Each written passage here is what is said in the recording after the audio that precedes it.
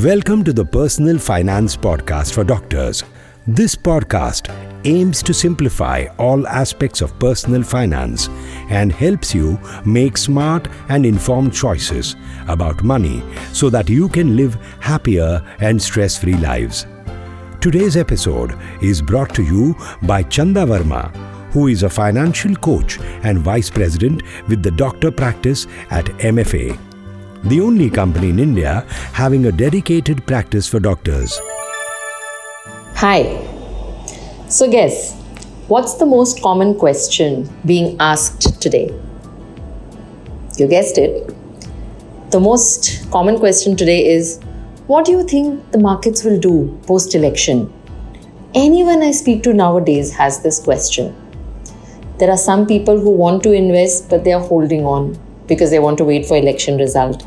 Some people want to redeem, but they are wondering, should I wait after elections or should I do it now? So what's the answer?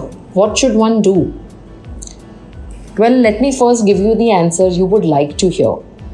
As a person who belongs to this industry, is a financial coach and a certified financial planner. See, stock markets by nature are influenced by domestic and international events. But just how much impact can election results have on the Indian stock market? If you look at the past 8 Lok Sabha elections, there were only 2 years, the 2004 and 2009 elections. They are the only 2 instances since 1991 when the markets reacted strongly to an election result. The markets crashed in 2004, whereas in 2009 they soared. In 2004 elections, the markets crashed on the back of the unexpected victory of Congress-led UPA, defying expectations of most analysts. So the markets rallied within a couple of quarters on the back of robust GDP growth and rise in foreign investment. So this crash, although a huge crash, it was only for a few months. I think it took about 6 months for the markets to return to levels seen prior to the election cycle. In the very next elections in 2009, UPA retained power. This saw the markets rallying during the election cycle upwards, as well as on the first trading day itself when the results were declared. The boost in the market sentiments during this period was also aided by India's swift recovery from the 2008 financial crisis, mainly because of the fiscal stimulus announced by the government. Now, if you see any of these instances, and we have seen so many elections, isn't it? And we will continue seeing elections every 5 years in the coming years. There may be short-term movements in the market, upwards, downwards, but this is all sentiments. Few weeks, few months. In the long term, it all pans out. It's the companies which make up the market, their growth, their performance, their strategies, that determines the market movement. Yes, today we live in an environment where geopolitical issues play a big role. But again, the bigger takeaway is that apart from periods of extreme political instability or external factors such as the COVID-19 pandemic, the Indian markets have provided generally good returns to the investors in spite of these momentary ups and downs during elections. Now, let me give you the answer you may not like to hear. What do I really feel as a financial coach about these election results and the jitters around them? My answer would be, I don't know. And honestly, it doesn't impact because I have a plan in place. I have my SIPs going on for my elder daughter's undergraduation, which is going on. And I also have SIPs which are for my younger daughter whose undergraduation will come up in 3 years from now. I am separately creating my nest for my retirement, which is a good 10 years away. So the short-term movements during elections I'm not worried about because like I said earlier, Indian markets have provided good returns to the investors.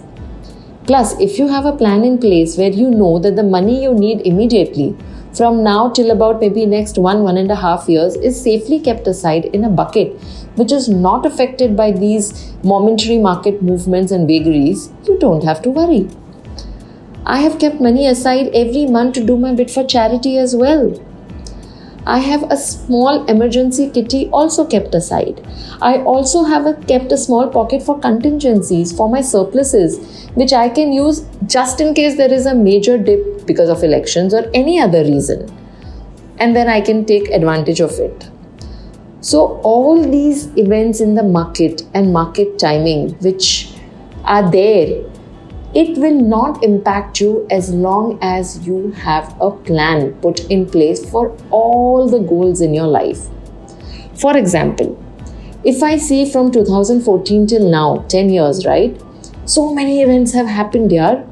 There has been a UK Brexit, US interest rate hikes, China trade wars, oil price hikes, of course, elections, demonetization, GST, rupee depreciation, URI strike, Fulmama strike, banking crisis, NPAs, that is non-performing assets of the banks, elections again, COVID, Ukraine war, the Middle East crisis with Israel happening, huge inflation all over the world, and again, our elections. Remember, there will be US elections now in November. There will be UK elections in July. How many times will you wait for news to turn out the way you want it to turn out? As long as you have planned your personal finance well, these questions make for just good gossip. They don't impact your investment decisions. Or do they? Ask yourself this question.